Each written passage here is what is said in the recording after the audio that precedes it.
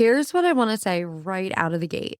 If you've been volunteering, if you've been giving your time and your brain and your leadership capacity to organizations in your community, and you're not putting that on your resume and your LinkedIn in the same way that you put your job on there, you are leaving your own qualifications off the table. And I personally cannot let that slide. So hi friend, welcome back to the Well-Lived Society. I'm Lemon Price, and I've really been looking forward to this episode because I'm a little fired up about this topic. I honestly, if you know anything about me, I've been in civic and nonprofit spaces since the sixth grade, probably sooner than that, but the sixth grade I feel like is when I really stepped into it. I don't consider this a hobby for myself. It's not a trend. It's literally just who I am. It's actually the thing that my husband and I kind of love most about each other is that we have this heart for service and hosting, and we just want to show up and serve other people. And so when I look at the skills that women have and what we're doing, one of the things that has frustrated me for years is watching women do extraordinary work in these spaces, right? They chair boards, they manage real budget. Real, very big budget. They lead volunteer teams. They run campaigns. And then you list it at the bottom of your resume, like an apology, like, oh, and I do some community stuff. And we never expand on it. We never talk about the results or the impact of that work. And so I want you to know, like, we're not going to do that anymore. Okay. We're not doing that anymore. So I want to get really tactical today. We're going to talk about what skills your volunteer work is actually building and how we're going to actually name them. We're going to talk about exactly where and how to position it on your resume, your LinkedIn, in conversation. And I want to talk specifically to the women who are trying to make a career change or maybe step into a leadership role or go after a board seat, because chances are your civic work might be the most important bridge that you have, and a lot of us are not using it. So I really want to dive in. So the first thing I see is the problem here. Okay, your job isn't giving you everything. And I talked about this 2 weeks ago when I said that CHROs, leadership development's top tier, top billing for them right now. However, they're not giving you the skills. They're giving you a really boring webinar, which is why I said you have to develop your own leadership plan. And so what I see from a lot of women, we have this tendency to be stuck in jobs that are not actually expanding us. And I don't just mean we're moving up the ladder or anything like that. I mean legitimately expanding our skill set, right? Maybe the title isn't moving or the scope isn't growing. And the answer is always like, oh, well, just wait. Or, oh, we don't think you're the right fit or whatever it is. Meanwhile, a lot of the women I know are doing real leadership work outside of their 9 to 5. And then nobody's kind of connecting the dots here. And so the issue is not the experience, it's the positioning and how you're talking about it. And so when I look at some of the nonprofits that I've been a part of and what we're all doing, I mean, like, women are running entire organizations as volunteers. Like, I know for my chapter of the Junior League, every single person is a volunteer. So the president of our organization, volunteer. The executive vice president, the fundraising vice president, like all of those people are volunteers. Every committee chair, everything that occurs is volunteer work. So women are making these like very big decisions with actual stakes, and then we undersell ourselves in a professional setting. I was just on a call and I was talking about Junior League experience. And they were like, give us like a tactical thing that you have done as a Junior League member. And so I was like thinking about it and I was like, oh, I have a great one. When I was the PR chair, we ran a Find the Good Day campaign. And for those of you who don't know, it's a day that Junior League sets aside to go and do a little bit of good out in the world. So for Junior League Savannah, we wanted to fulfill teacher wish list. And 2024, we had 10-ish, I think like 8 teachers apply, honestly. And the goal, we only had enough money to fulfill 5. And so the Association of Junior Leagues International gave us a grant. They doubled the amount of teachers we could fulfill. We wanted to fulfill 10. The president of the league said, I would love to get 100 applications and then we'll kind of go from there. Cool, no problem. This is not a big deal. We got 280 applications. 280 applications. And we could only realistically fulfill 10. So when I talked about this, I'm like, okay, I created this marketing strategy. I wrote the press releases. I did the reach outs, did the organization, and almost tripled the numbers that we were looking for. We were able to fulfill more wish lists because then I went and we talked to community partners and things like that. And people started donating and sponsoring more wish lists. And so we ended up fulfilling like another 10 or so wish lists in a very short time frame. And so I have high hopes for what we're doing this year. But what I'm saying is I can talk about that. There was logistics involved. There was vendor relationship involved. There was marketing for social media. There was press releases. I had to communicate with journalists and things to coordinate that effort. I'm communicating with schools. There's a lot of skills that I could take in. Or, prime example, I've been the logistics chair. When you think about the logistics chair, it's like, okay, what does she do? I did event planning. So I planned most of our events this year. And so again, vendor relationships, I had to, I'm executing on contracts. I'm reaching out, doing all these connections.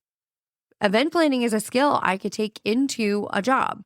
And so there seems to be sort of this gap between what women are doing and then what we take credit for.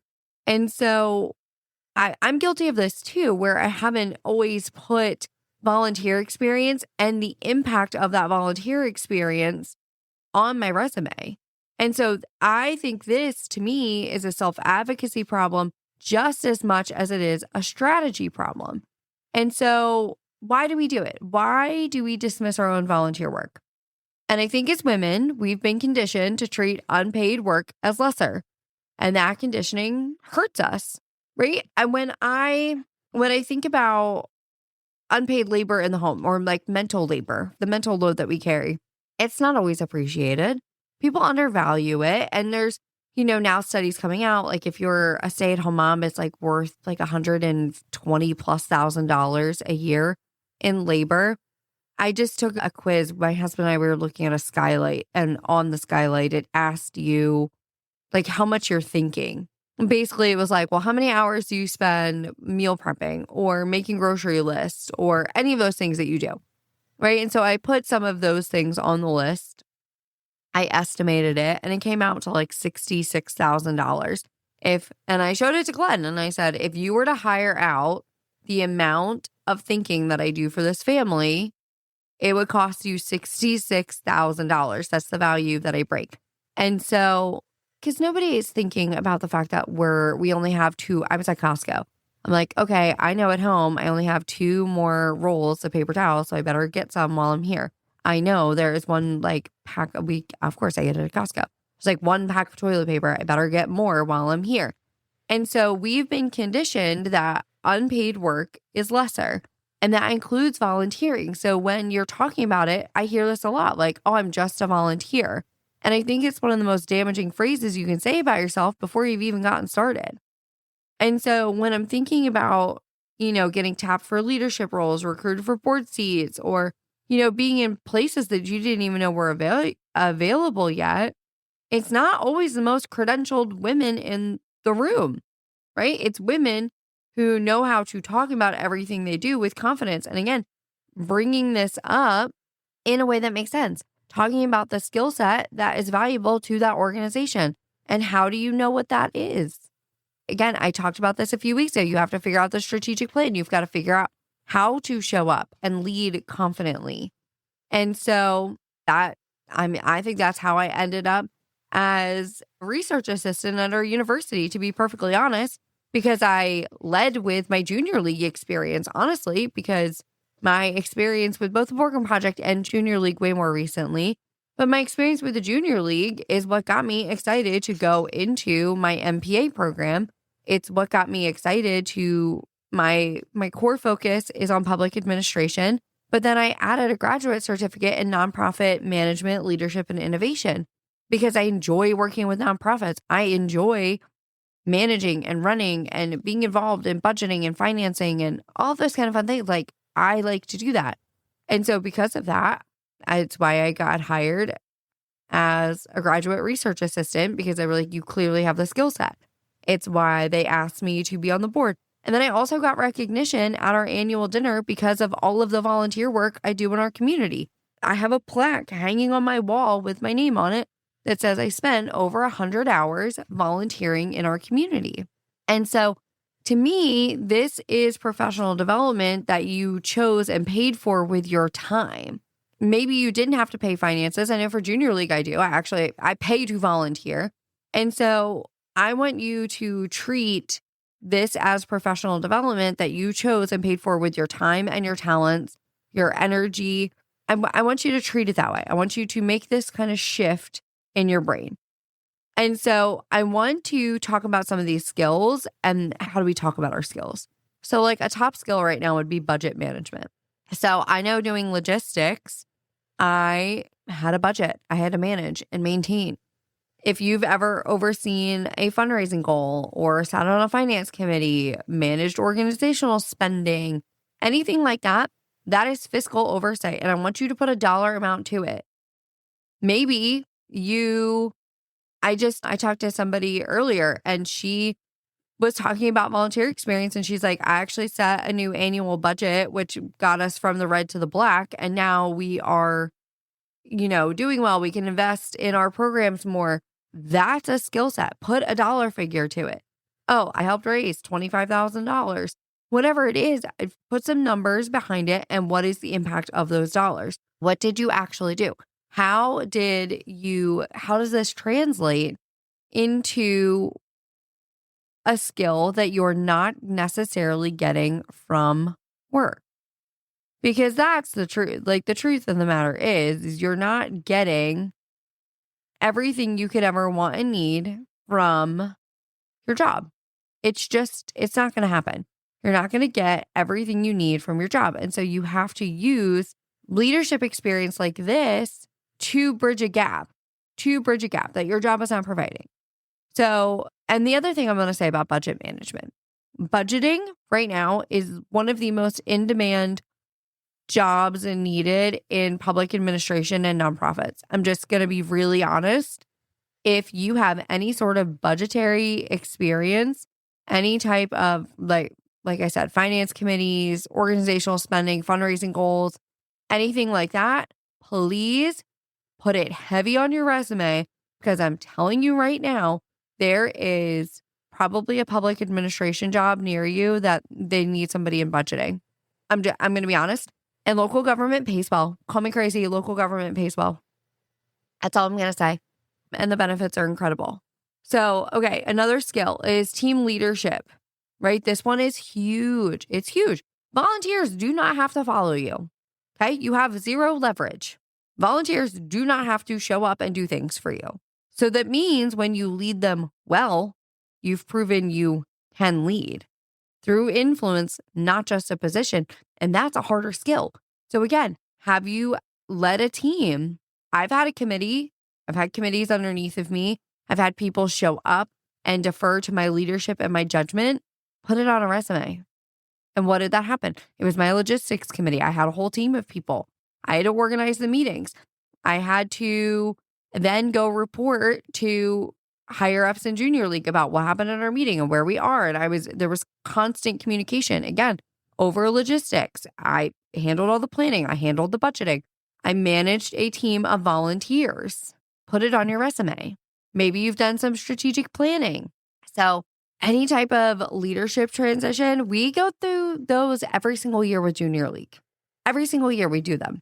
So if you've had to navigate a leadership transition, put it on your resume. Or maybe you set a multi-year strategic plan, put it on your resume. Pivoting a program in response to community needs, like that strategy with real constraints and real stakes. And so put it on your resume. Highlight it. Maybe stakeholder communication. So presenting to boards, I've done that too. Briefing committees, done that. Writing donor reports, communicating across a diverse community. Like that's a skill that employers are looking for when they say they want strong communication skills. So how can you translate that into something you've done? Maybe you've done project management, a gala, a capital campaign fund, a community event, right? Anything with a hard deadline, fixed budget, volunteer labor, public accountability, like that's project management, period. Especially if you can do project management over several years, like a several year project, that's huge. Write it down. I want you to, like, when I'm talking about this, okay, I really want you to be thinking about things that you've done in your volunteer roles and the skill set you brought to the table or what you learned from doing that. And then again, like governance fluency, huge. If you've served on a board and you understand fiduciary responsibility, how decisions actually get made, what a conflict of interest means in practice, how committees function, that's a sought after skill that women have. And almost nobody's talking about it. You have to write these things down. This is not a bunch of soft skills that are dressed up. These are hard skills that are on job descriptions. Go to Indeed, LinkedIn, anything like that, Glassdoor, go pull a job description. And I want you to look. Here's what I want you to do, actually. Chances are your organization has a job description for whatever volunteer role that you served in. I want you to pull that job description and I want you to go find a job that you're interested in the industry that you're in or want to get in. And I want you to ask how your volunteer experience can put it into Claude or whatever, right? This is the one time I'm going to tell you to use AI, but be like, how can I take my volunteer experience? Here's what I did as a volunteer. And then here is what the job description is. How do I update my resume to highlight these things, to appeal to this job, to get through, the ATS system? That's what I want you to do. I want you to look at how you can take what you're doing, okay, that you've earned outside of a traditional employer context and translate it into what you want to be doing. So where are we going to put this? Right? On your resume, LinkedIn conversations, I'm going to tell you how we're going to do this. So for your resume, I want you to give it its own section and not just like community involvement, not a footnote, like a real section, real title. And I want you to format it like a job. So title, organization, dates, bullet points. And I want you to lead with impact and numbers, not tasks, not responsibilities, but outcomes. What happened? So I want you to do this sort of swap. So instead of saying volunteered with nonprofit, you could put board treasurer, or so let's say it's junior league, 2022 through present, oversaw 140K annual operating budget, managed financial reporting to a 12-member board, led capital campaign that exceeded goal by 18%. It's the same exact experience with a completely different story. By the way, I made up all of those numbers. I'm not the treasurer for the junior league. I made these numbers up. Use it. Okay. So for me, I could say public relations chair, junior league Savannah, 2025 through, I was there for 2025. Oversaw Find the Good Day, marketed for our 100th anniversary. I actually got us recognized in the House and the Senate, right? That was a thing that we did.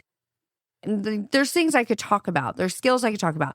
And how did those skills, how did you build those skills? So when I talk about, say, Find the Good Day, it was social media marketing. It was public relations. It was communication skills. It was graphic design. I had to create graphics. So I have graphic design experience.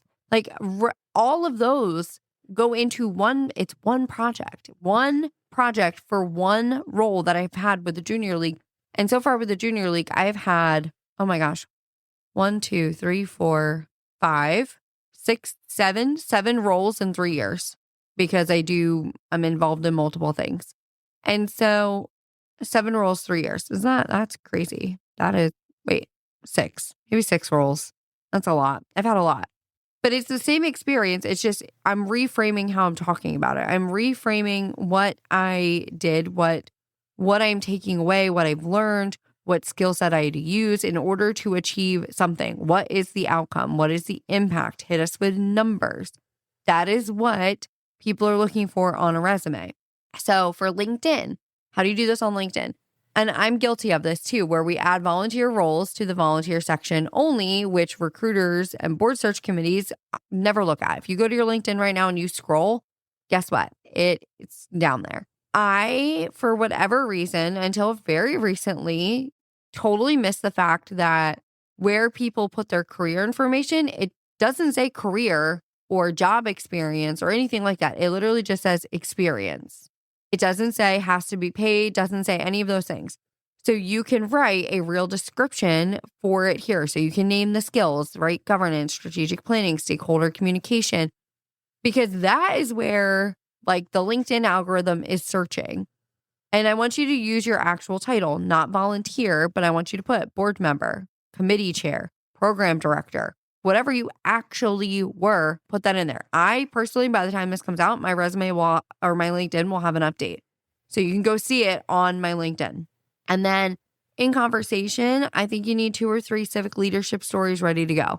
And not like polished speeches, but like a clear arc. Like, here's the situation, here's what I did, here's what happened. And that belongs in the answer to tell me about your background. It's not some like disclaimer at the end, like, oh, I volunteer and I did some things, right? I want you to stop saying like, I'm just a volunteer. That phrase is working against you. So stop saying it. I want you to highlight what you have done. I've been able to talk about, so if I'm thinking about civic leadership, I'm thinking about the fact that I had 280 teachers in my region apply for wish list fulfillment, and I was able to at least get 20 of them. We were only slated to fill 10, but we were able to fill more. And that to me is incredible. That's 20 teachers who got what they needed for their classroom to serve our students. And when I talk to people and they know that I'm passionate about the literacy rate and the decline in the literacy rate, me fulfilling teacher wish lists goes hand in hand. This makes sense. What I did makes sense. This is when I talk about volunteering with intention. It's part of the reason that this year for Junior League, we pick our place. Like, you don't like pick your exact placement, but you decide where do you want to be, what interests you.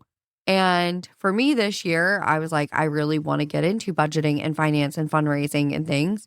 And so I put down that I want to be part of the annual and endowment fund because I want the skill set. I want that on my resume, that I can handle large quantities of money and manage them well.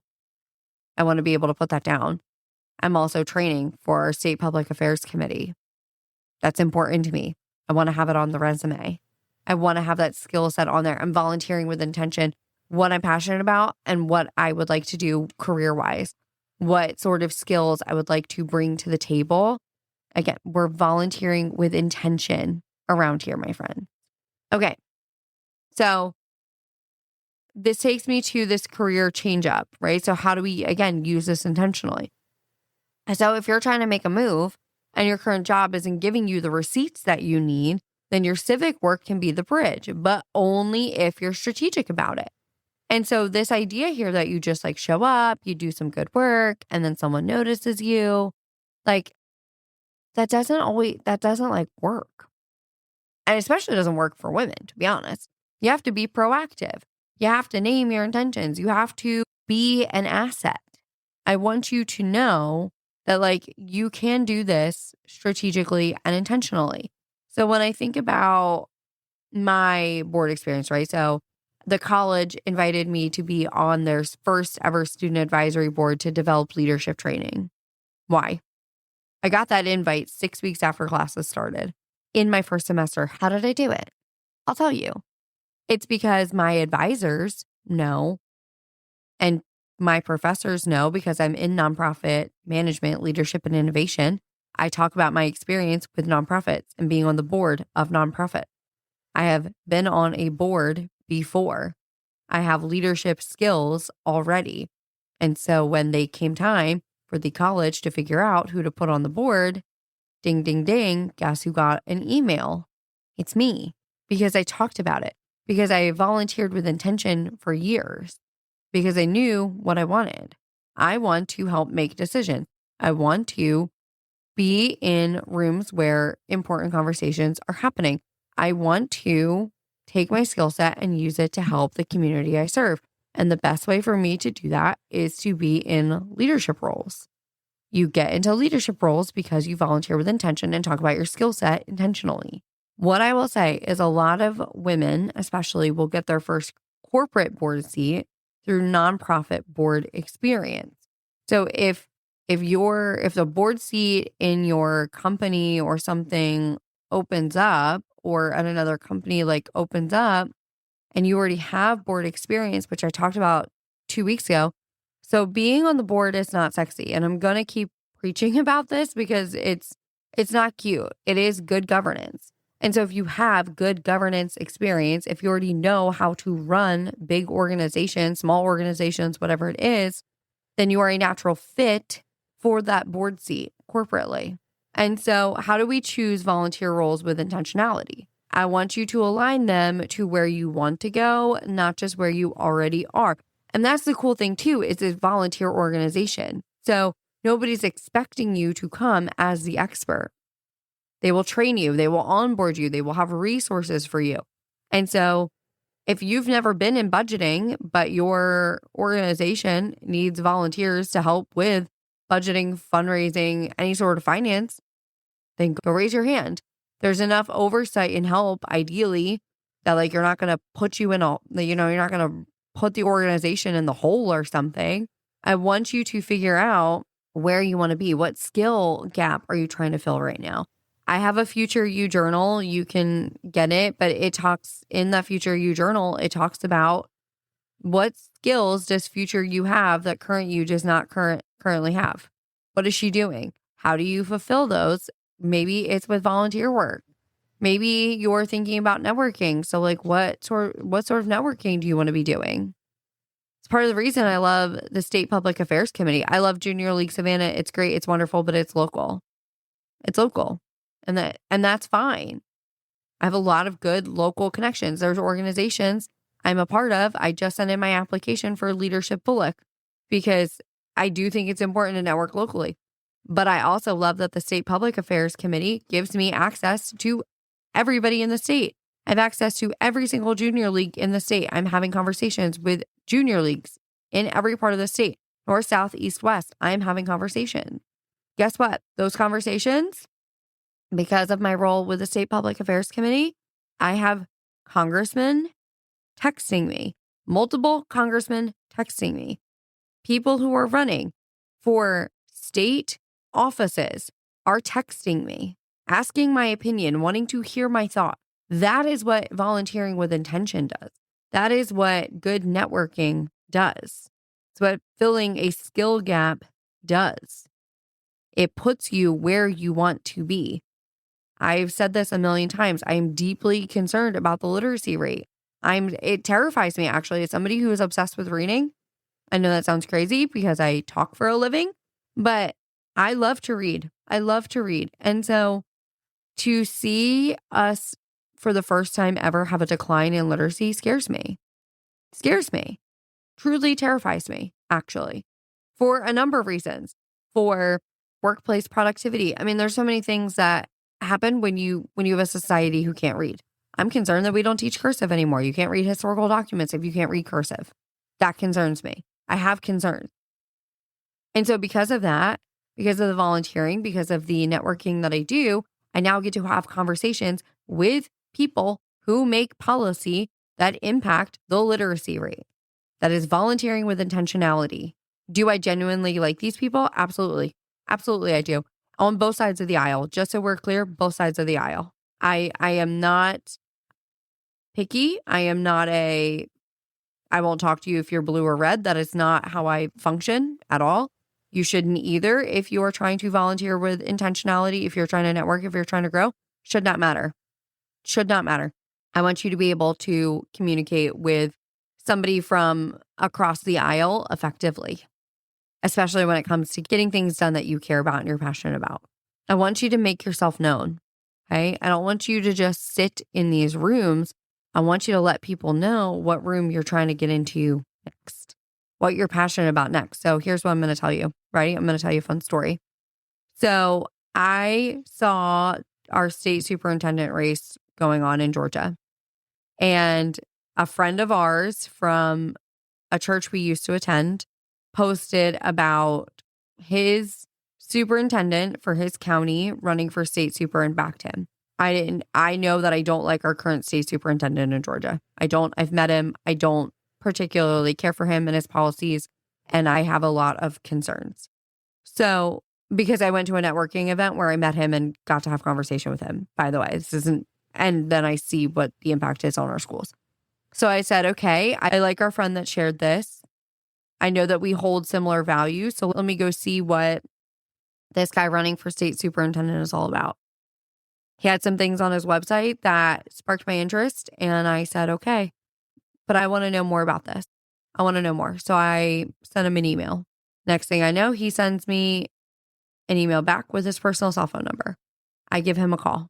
We have a conversation, lasts 10, 15 minutes, easy breezy, no big deal. He then says, I think you should come to the board office. Let's have a deeper conversation. Great. I go meet him at the board office a couple of days later. I sit there for over an hour. We have a conversation. I'm all in. I'm on board. I tell him, he asked me about myself, and I tell him about what I'm going to school for. I tell him about my concerns about the literacy rate. I tell him about my role in the junior league. I lead with these things. Guess what he says? Funny you mention it. I'm on the literacy council for the state. It's new. You need to connect with the senator. I said, great, perfect. I went up to the Capitol, tried to connect with him, couldn't get a hold of him, connected with a different representative, different congressman from my area. Guess what? I tell him the same thing. He asked me about myself. I'd give him the spiel. I tell him about school, about my volunteer work with the junior league, and my concerns about the literacy rate. And he says, wow, need to make sure that you meet the senator. Great. I agree wholeheartedly. I go to another event in my county. I run into the congressman that I know. He gets out of line. He gives me a hug. We have a conversation. And he says to me, hey, did you know Senator blank is going to be here today? I said, no, I actually didn't know that. He said, great. Let me make sure that I connect you to. Okay, great. So he gets there. He introduces us. Man hands me his card, said, here's my personal cell phone number. Do not email the Senate. Do not call the office because I'm never going to answer it. He goes, I want a direct line of communication with you and let's talk about the Literacy Council. I volunteered and networked with intention. That's what you have to do. If you are waiting for your employer to hand you the experience you need to level up, it means you are outsourcing, again, your own ascent. I said this 2 weeks ago, and you are far too freaking capable for that. I'm sorry, but you are way too capable for that.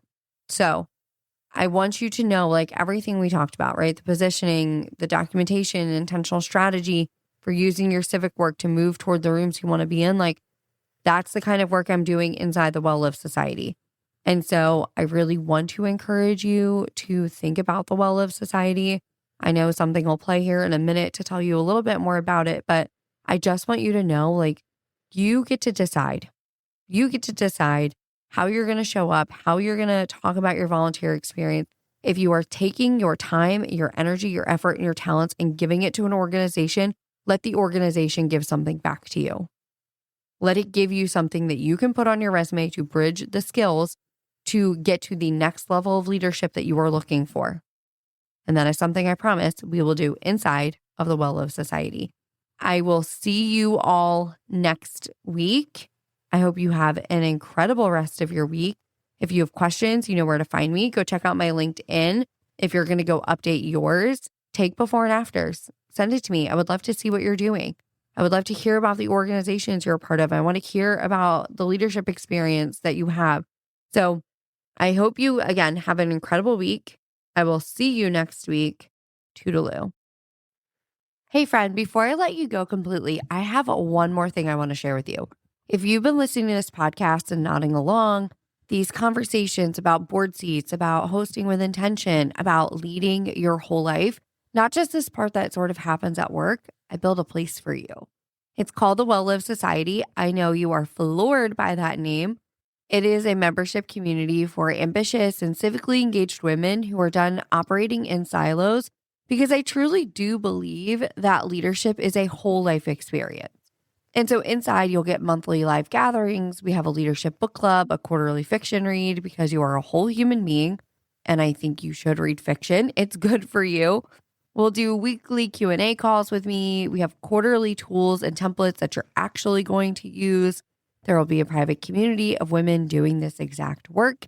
And you'll have 2 of my AI planners, which I'm really excited about. One is about hosting. So I tested this. It is literally all of my hosting tips uploaded into one space. And so whether you're planning Sunday dinner with your in-laws or you are planning Christmas dinner for 20 plus people, this can walk you through it. It menu plans, it helps you figure out the timeline.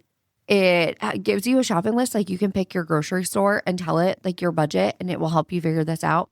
Tablescape ideas, how to actually prep and cook everything so it comes out hot and ready. Ideas on Tablescape, like literally all of it's there. And it also asks what worries you about hosting this, so it can walk you through how to handle that situation also. It's so good. It's included in the membership, or like I said, you can get it as a standalone. And then I also have the Macmillan framework. And if you've ever done program evaluation for a nonprofit, this thing is the best. It was developed at Wharton, which if that's like an Ivy business school.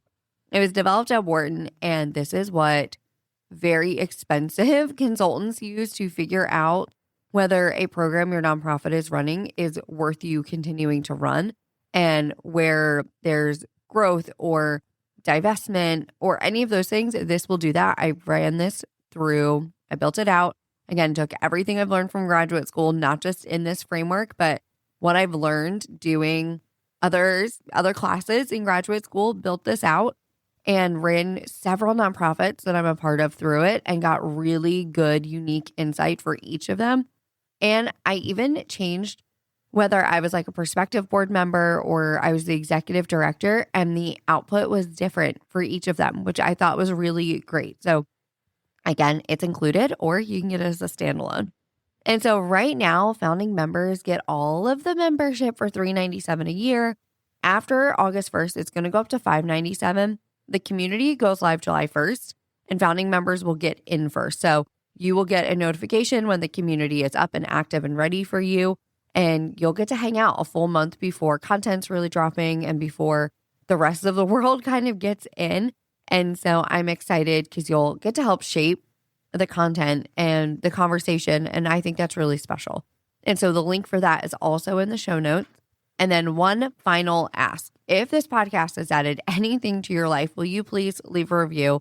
The algorithm likes it. It takes 2 minutes of your time, and it literally changes how much the algorithm wants people to find the show.